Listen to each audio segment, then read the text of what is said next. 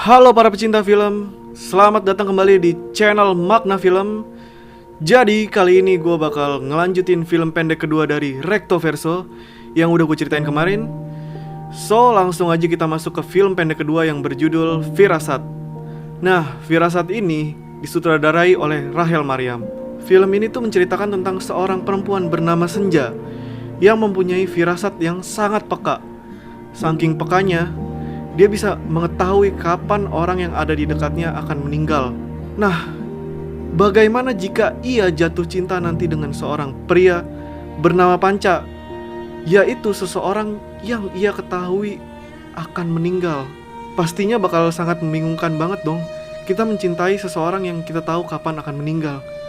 Gimana tuh bingungnya si Senja nanti?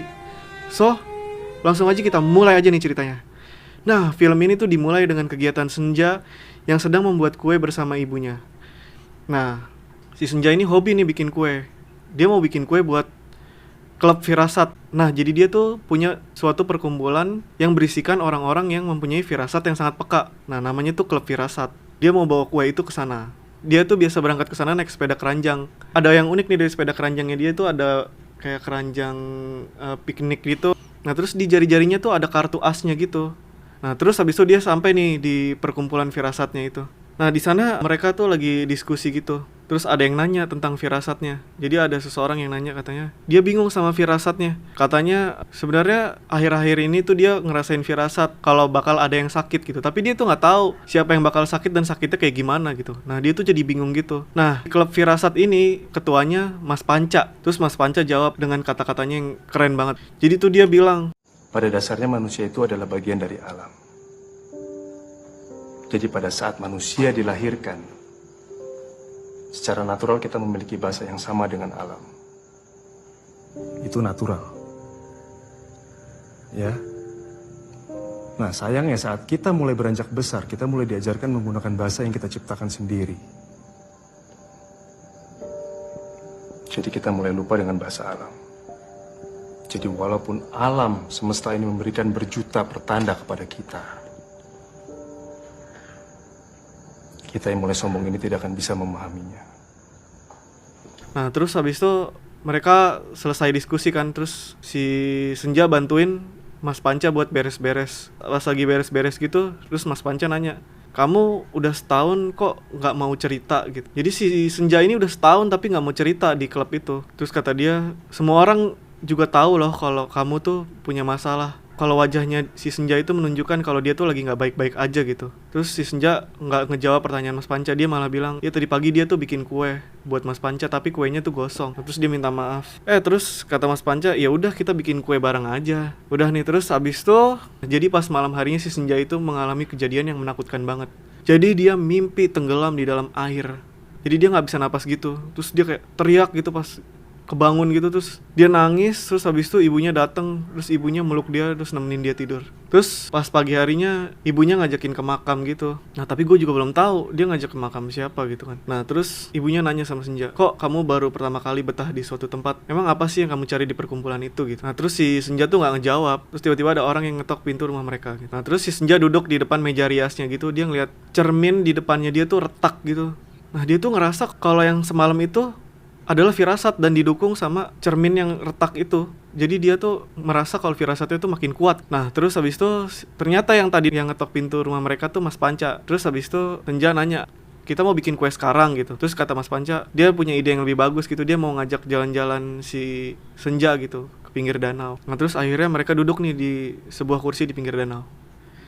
Terus Mas Panca nanya sama Senja, coba lihat awan itu bentuknya kayak gimana gitu. Terus habis itu kata si Senja, aku lagi di tes psikologi ya gitu. Terus kata Mas Panca, emang kamu lagi ngerasa di tes psikologi? Terus ternyata Mas Panca tuh mau menceritakan tentang filosofi awan dan kata-katanya tuh keren banget. Jadi tuh dia bilang, Awan tuh punya filosofi loh. Kamu tahu? Ya, karena bentuknya yang selalu berubah, harus rela luruh menjadi rintik hujan. Bentuknya selalu berubah mengikuti hukum alam. Jatuh ke sungai, mengalir ke laut, terus menguap ke langit dan kembali menjadi awan lagi? Bukankah titik hujan tak pernah bertanya, kenapa mereka harus meninggalkan tata langit saat harus jatuh membasuh bukit? Nah terus habis cerita itu si Senja nanya tentang firasatnya dia yang tadi dia rasain itu. Nah dia nanya, sebenarnya kita tuh bisa nggak sih mencegah kejadian buruk dari firasat yang udah kita rasain gitu. Jadi kan kayak firasat itu kan menurut dia kayak pertanda supaya kita bisa mencegah kejadian buruk yang bakal menimpa seseorang gitu kan. Nah terus kata Mas Panca, kalau emang perlu silahkan kasih tahu sama orang itu gitu. Tapi kita nggak akan pernah bisa mencegah takdir seseorang gitu. Nah terus habis itu si Mas Panca juga cerita gitu kalau dia juga punya firasat sama orang tuanya yang lagi sakit. Nah orang tuanya tuh lagi sakit keras, jadi dia mau pulang ke rumahnya yang ada di Padang seminggu lagi gitu. Nah di situ tuh si Senja kayak kelihatan sedih banget gitu. Dia ngerasa kayak firasatnya makin kuat gitu. Nah terus si Mas Panca megang tangannya Senja gitu. Nah disitulah Mas Panca menunjukkan kalau dia tuh punya perasaan sama Senja gitu. Nah terus habis itu tibalah ulang tahun si klub firasat ini. Terus si Senja nanyain tentang firasat yang dia rasain. Sebenarnya itu firasat atau bukan gitu. Nah terus dia tuh gak suka sama firasat yang dia rasain gitu. Karena firasat yang dia rasain itu tentang Mas Panca gitu. Nah jadi dia tuh ngelarang Mas Panca buat pergi ke Padang gitu. Tapi Mas Panca tetap gak bisa gitu, dia harus pergi ke Padang gitu. Nah, terus si Senja marah gitu. Terus dia bilang, apa sih gunanya firasat kalau kita cuman tahu orang yang ada di dekat kita bakal meninggal gitu. Itu tuh bakal nyiksa banget gitu. Nah terus dia kayak marah gitu duduk di luar. Terus Mas Panca nyamperin dia. Dia bilang kalau semua orang yang ada di klub firasatnya itu, kita semua tuh belajar buat nerima firasat yang kita rasain gitu. Kita tuh belajar mengikhlaskan apa yang akan terjadi gitu. Kita semua tuh kata dia belajar untuk pasrah gitu. Nah terus abis itu si Senja nggak terima, katanya mereka semua tuh ada di sini cuman berusaha menghibur diri kalau mereka semua sebenarnya takut gitu. Mereka kayak menolak ketakutan mereka gitu. Terus dia marah, terus dia pulang ke rumah sambil hujan-hujanan naik sepeda. Terus habis itu dia pulang ke rumahnya ketemu ibunya. Terus dia dipeluk sama ibunya. Terus kata ibunya, bukan salahmu nak, bukan salah siapa-siapa. Apa yang harus terjadi pasti akan terjadi. Kadang-kadang pilihan yang terbaik adalah menerima. Semua akan baik-baik saja. seminggu kemudian Mas Panca pulang ke Padang. Dia naik taksi gitu dengan muka yang gelisah. Nah sementara itu si Senja di kamarnya sedang melihat sebuah foto yang ternyata adalah foto ayah dan adiknya yang udah meninggal karena kecelakaan mobil. Jadi gue baru tahu ternyata ketika ibunya ngajakin ke makam itu adalah makam ayah dan adiknya. Dan gue baru tahu kenapa si Senja ini ikut klub firasat, karena si Senja ini dikasih firasat sebelum ayah dan adiknya meninggal karena kecelakaan mobil. Dan itu yang membuat dia jadi bersikeras buat ngelarang si Mas Panca. Nah terus habis itu ibunya manggil Senja, dia ngasih buku yang, jadi Mas Panca nitipin buku filosofi awan yang tadi dibacain itu sama ibunya Senja. Nah terus habis itu si Senja baca buku itu di pinggir danau tempat dia sama Mas Panca ngobrol waktu itu. Nah ternyata ada yang sangat mengejutkan setelah kejadian itu. Si Senja abis itu ketabrak, dia kecelakaan. Ternyata selama ini feeling yang dirasain Senja itu untuk dirinya sendiri. Gila, di situ kayak gue nggak ngerti lagi sih gitu. Terus yang lebih parahnya lagi, ternyata Mas Panca tuh tahu kalau si Senja itu bakal mengalami kecelakaan. Dia tuh, jadi kan dia juga punya firasat kan.